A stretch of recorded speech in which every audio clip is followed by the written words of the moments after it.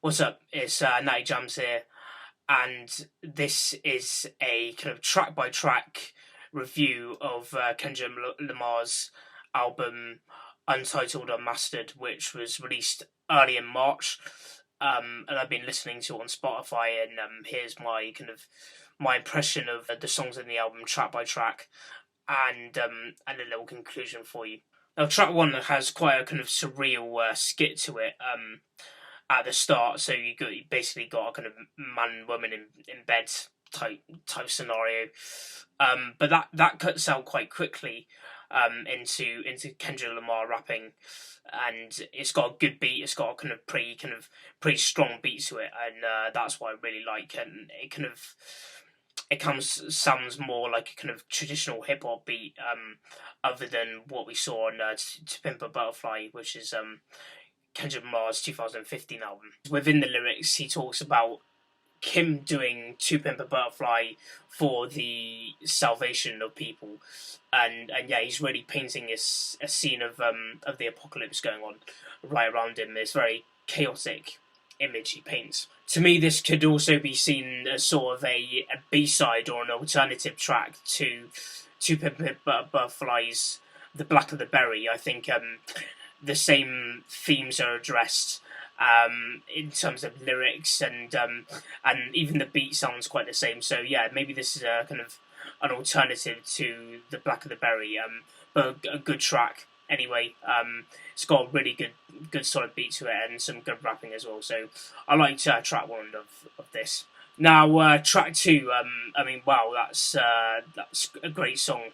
Probably one of my favourite songs that I've heard so far this year, definitely. It's got the same kind of jazzy, bluesy music we got from To Pimp a Butterfly. However, I mean, in general, for the project overall, I think I prefer the beats. They're not as kind of avant-garde, and they're not as jazzy as the ones on To Pimp a Butterfly, which can be kind of hard on the ears occasionally, and these are definitely hip hop beats. I mean, they go for a more kind of traditional sound, a more bluesy sound from the roots of hip hop, but they certainly strike a chord with me, and I prefer a simpler beat. And this track definitely has it. Kendrick Lamar often uses his voice in various different ways. Sometimes it doesn't strike a chord with me.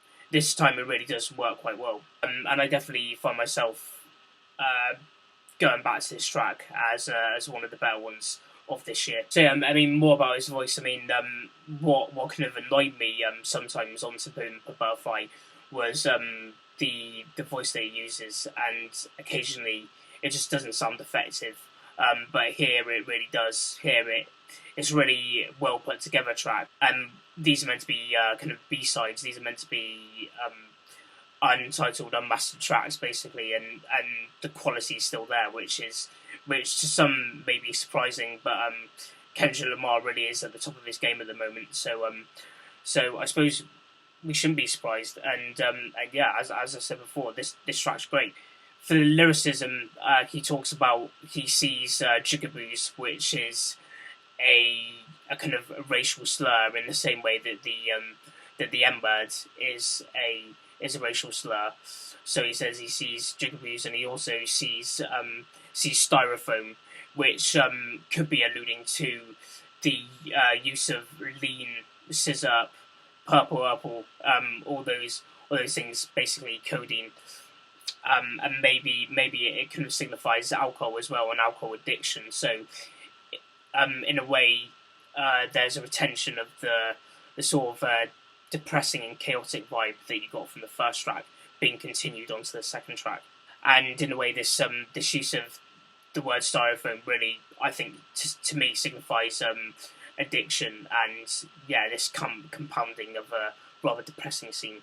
So, starting at about 2:19 on this track, Kendrick Lamar really goes in. He spits a really great verse, I think, and he takes it more calm. I mean, usually he spits his bars quite fast, but here it's more of a relaxed style, and you can hear his words more clearly on this track compared to most other Kendrick Lamar tracks. again, I think this is effective.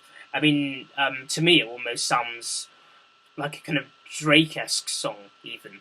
And I mean, I know that may sound odd, but definitely in terms of the quality, in terms of how clear his voice is, and the more kind of darker, more traditional hip hop, less avant-garde beat. Of those two aspects really come together to make this a really good original song, and yeah, it's definitely one of the better ones I've heard so far this year. This really is a great lyrical performance. Yeah, me saying that it sounds like a great Drake song is very high praise. I mean, I know the two rappers feud quite a lot, but yeah, it's definitely a solid tune. So track number 3 has a good groovy beat. It's got a nice bass in it. Now the theme of this track would be Kendrick Lamar taking advice and being spoken to by various different cultures. So you get the Asian culture, you get the Native American Indian culture, and you get the black culture and the white culture all speaking to him in various different ways. This track is really like a kind of cultural museum of kind of cultural norms and so on.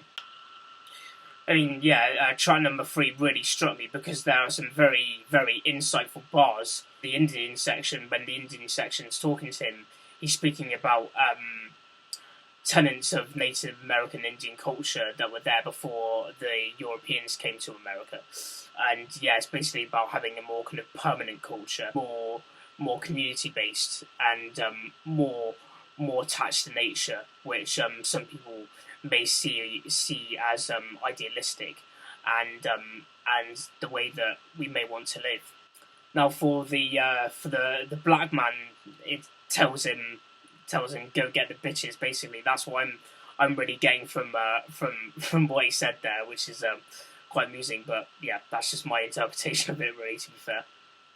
And finally, the white man speaking to him. This is really interesting because it really sounds like a kind of a businessman, a salesman, a kind of label executive speaking to Kendrick Lamar, who's kind of using Kendrick Lamar's black talent for their own financial gain, essentially. And effectively, this white man is just calling the shots and controlling things in the way you might expect a kind of very wealthy, influential white man to do so.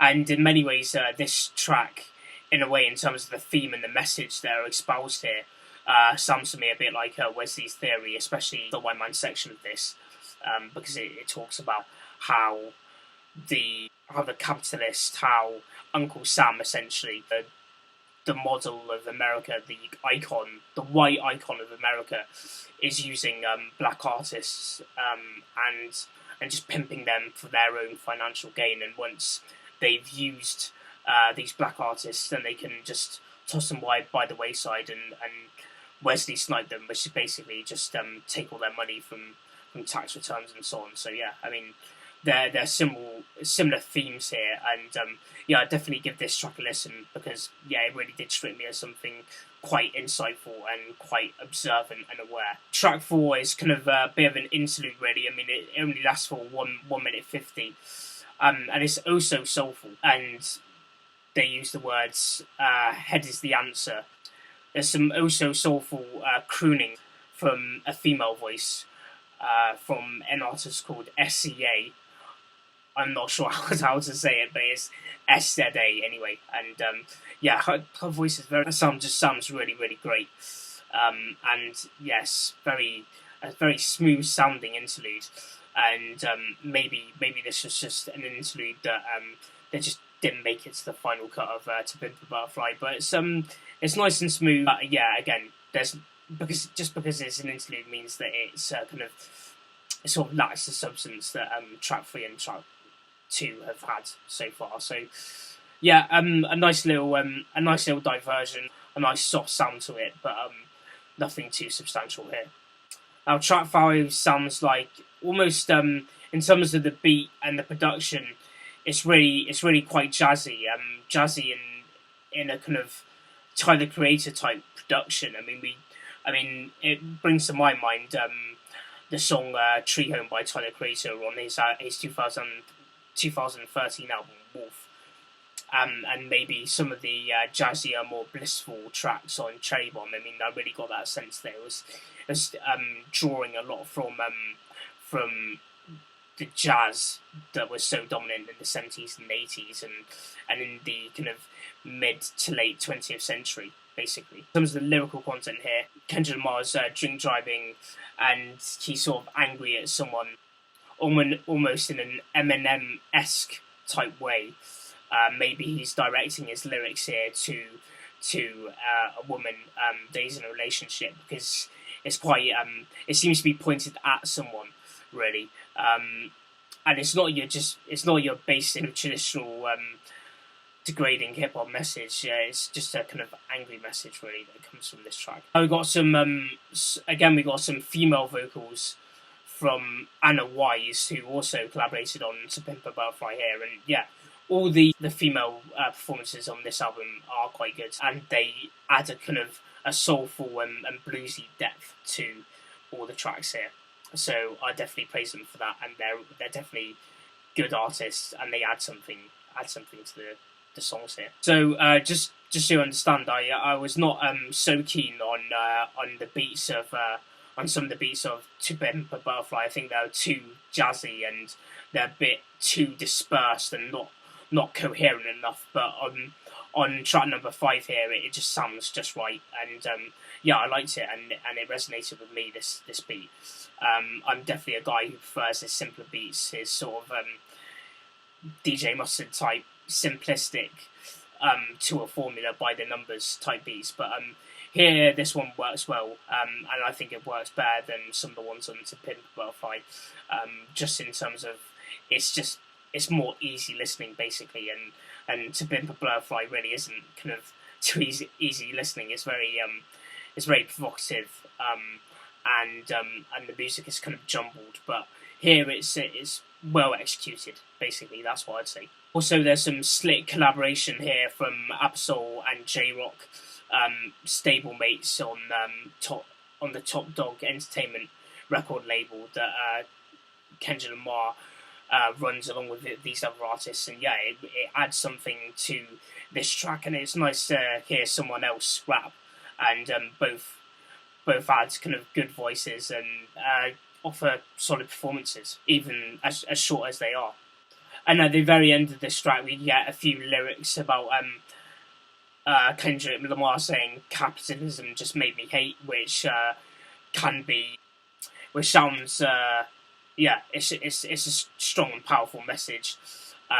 It's almost, you could argue, anti-American message, but one that may resonate with people. It doesn't necessarily resonate with me, but I can definitely understand it, and I can definitely see where he's coming from there. And also, he throws a kind of phrase called professional dream killers as well. So that may also refer to the American dream and how it fails people, especially it fails people living in Kendrick Lamar's area in Compton, where black people are oppressed and face institutional racism, going back from the 60s, and they're still suffering with that and still trying to ascend from that institutional disadvantage. Then we have track 6. So yeah, this is a more of a groovier type of interlude, really. And you have Kendrick Lamar going back and forth with CeeLo Green, who used to be referred to as Gnarls Barkley. Yeah, basically CeeLo Green and Kendrick Lamar going back and forth, and CeeLo Green's adding a lot of really groovy and kind of soulful vocals, adding to this track. And yeah, as I've said before, I mean, the features here are interesting and good to see, and they break up Kendrick Lamar's voice was just something different, really. Now, we almost can get the sense that in terms of the music here, it sounds like the other interludes on To Pimp a Butterfly. I mean, it brings to my mind the Forsay interlude on To Pimp a Butterfly, in the same way that the music's arranged. It's all kind of very jazzy and bluesy, and it's quite high tempo in that respect as well. So with a lot of soft sounds, but it's kind of it's kind of biting and maybe not the easiest things to listen to, but on this track here, it sounds quite smooth. The theme of this track is Kendrick Lamar, essentially. He's giving praise to his mother, really. CeeLo Green says, "I can't explain" throughout, which to me may signify the type of love that we can't explain for our family members, our mothers, and the love that they have for us. In the same way, it's maybe Kendrick's trying to say it's inexplicable here. That's certainly what I got from it. So also in terms of the theme, it's more light-hearted and redemptive. So if it was to serve as an interlude on To Pimp a Butterfly, it'd probably go well after The Black of the Berry, after Kendrick Lamar has confronted the depression in his life and the evil that surrounds him. He goes back home to his mum and they share some good things and the good things that we can take hold of and take faith in, essentially. So that's what this track would signify to me, and it's a nice little interlude. I mean, so far this little eight track project is going incredibly well, and it's good that it's concise as well. Now track 7, track 7 is quite a long track, but it starts with a kind of dark, surreal beat. It sounds almost trap worthy. I mean, it's certainly got a kind of trap bass vibe to the start of this track, and Kendrick's voice sounds awesome here. As I've said before, sometimes his voice doesn't work, but here it really does work. And he's telling you what won't get you high, which is quite a kind of a surreal message. But it just sounds awesome. To be fair, I'm not gonna lie, it really sounds quite good. And he's telling people to levitate and stuff like that. You'll get that if you listen to the track. But yeah, what I take from it is the first part. The first part just sounds awesome, and could serve as his own little short piece. And then about at the 2:30-minute mark, the beat changes. So something that equally sounds good. So yeah, the lyrics on both these two parts of this track, the first two parts of this track sounds quite good. And in terms of the lyrical content, his lyrics seem to be critical of the rap game and critical of MCs. So I've got some quotes here for you. I mean, he said, "Just know the mechanics are making the choices and writing your bars." So in a sense, he's telling that to other people. So he's saying to whoever this rapper might be, whoever it's addressed to, whether it's addressed to the game in general, that yeah, you're being stage managed, essentially. That's what he's saying with these bars here, and it could very well mean that he's talking to Drake. So if he's saying the mechanics are crafting your sound, then that's a little reference to the revelation that Drake uses ghostwriters and stuff like that. So maybe that's a little bit of Kendrick Lamar throwing shade at his fellow king of the rap game, I suppose. Yeah, there's been a bit of a low-key beef between the two ever since they helped each other out on their 2013 albums. Also, he says, "Before you poke out your chest, loosen your bra." Now that's a very funny lyric. Before you put your chest out, loosen your bra. Because yeah, he's probably just taking a piss out of people, saying they're weak, they're pussies, they're a bit like women. I'm not sure. I don't know. But yeah, it's just a funny lyric to hear, and it is, as I said, it sounds good. It's just the lyrics here just sound pretty awesome. More awesome, I would say, than we heard on Kendrick Lamar's To Pimp a Butterfly. I'm preferring this project, really. And yeah, he says, "I can never end a career unless it starts," as well. So it's just throwing more shade at whoever he's addressing this rap to. But yeah, I mean, I can see why it might be quite abrasive to other rappers, but I don't know whether it's pointedly marked to anyone in particular.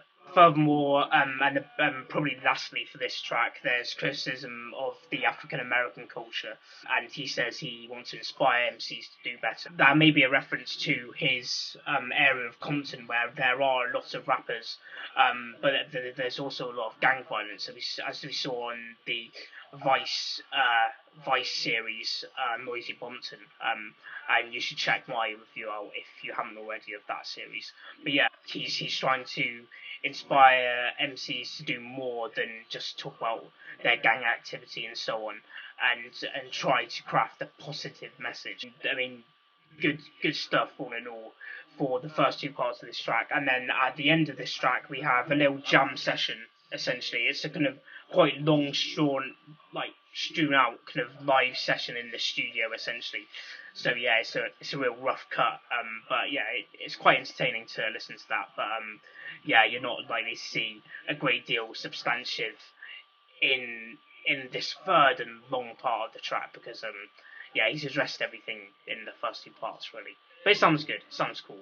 And then finally, track 8 just sounds incredible. The beat is spot on. We're hearing a bit of a kind of G-funk vibe on this beat.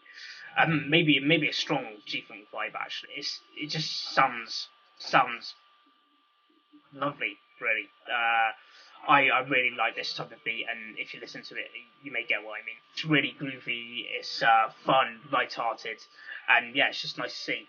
And Kendrick Lamar uses his voice to good effect here, a softer usage of his voice, but it's still clear. You can still kind of follow what he's saying, and occasionally I don't feel like I can with Kendrick Lamar. So it's good that he's using this voice here, so I can actually understand what he means and what he's trying to put across, and it's not as fast as usual, and so on. So yeah, I mean, I really connected with this track. This track's really good. And yeah, the energy here is almost infectious, and I just felt that I can help moving to it. Stop by, bullshitting yourself and talking to strangers. Same thing go for the ones you came with. When y'all came on the boat looking for hope, and all you can say is that you're looking for dope. These days ain't no compromise, and your pain ain't mine half the time. A brand new excuse ain't shit to me, but I make my moves with shackle feet. Cape Town. In today's day and age, we practice the self-pity of taking the easy way out. You wait on them human herb, but when the blessing takes you wrong, that's when you go wrong. You selfish motherfucker. As for conclusions for Untitled Unmastered, definitely worth a listen. I hit up Spotify to listen to this in particular, because it was accessible there. And Kanye, if you're listening, just please put your stuff, put The Life of Pablo on anything really, just or on the physical CD, because I don't know, I haven't gone through with Tidal yet, but that's another discussion. With this project, I mean, I've kind of compared it and contrasted it to Pimp a Butterfly, because it's, in terms of content, it certainly seems closer to Pimp a Butterfly than to the messages in Good Kid, Bad City. I mean, we see the lyrical themes that are broader, and we can see that these tracks may have been just kind of rejected cuts from To Pimp a Butterfly. In terms of the beats, great work from all the producers that collaborated on this. I definitely thought the beats were better here than on To Pimp a Butterfly.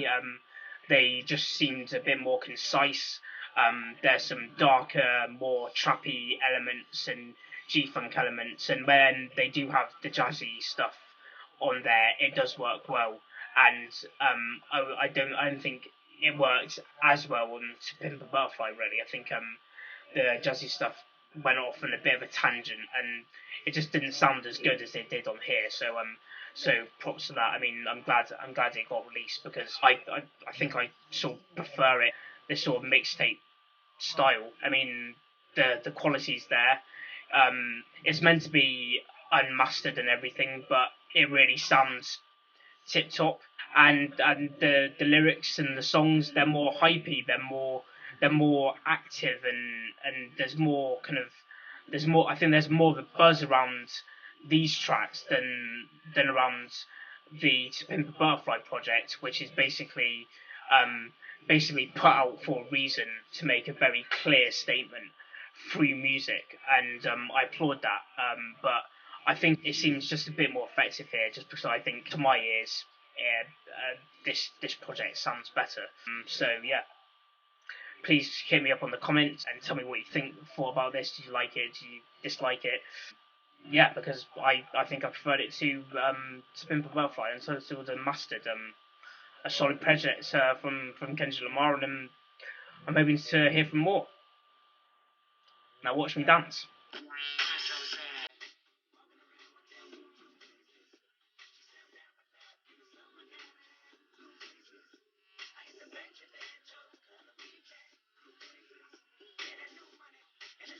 Down. Oh.